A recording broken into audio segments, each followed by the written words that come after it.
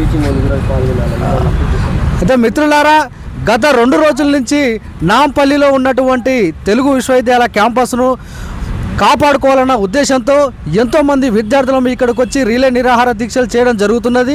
ఈ సందర్భంలో అనేక మంది విద్యార్థులు ఇక్కడికి రావడం, ఈ దీక్షలో పాల్గొనడం కూడా జరుగుతున్నది.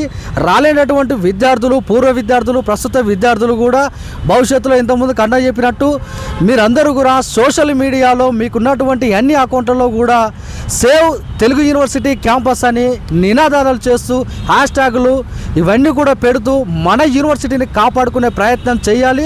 ప్రభుత్వాన్ని కూడా ఈ తిరుమల రావుకి ఏ విధంగా అయితే ఆయనకి నోటీసులు ఇచ్చారో దాన్ని తిరిగి మరి వెనక్కి తీసుకోవాలనే ఆలోచన చేయాలని ప్రభుత్వాన్ని కోరుతూ, అదేవిధంగా ఆయనకున్నటువంటి ఆద్యకాల సమితిలో ఆయన సేకరించినటువంటి వస్తువులను పెట్టుకోవడానికి గతంలో ఉస్మానియా యూనివర్సిటీకి వెళ్ళాడు.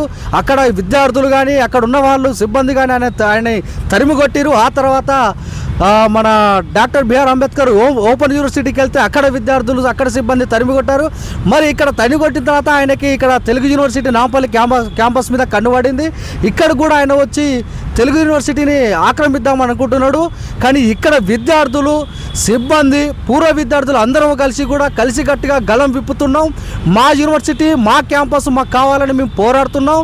ఖచ్చితంగా ఆయన తెలుగు క్యాంపస్ యూనివర్సిటీలో ఆయన కనుక అడుగు పెడితే ఖచ్చితంగా తరిమి కొడతామని ఈ విధంగా మేము చెప్పడం జరుగుతుంది. విద్యార్థులు అందరం కలిసి ఐక్యంగా పోరాడుతున్నాం, భవిష్యత్తులో కూడా పోరాడతాం.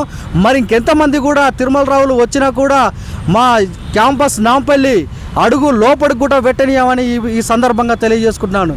We want justice. We want justice.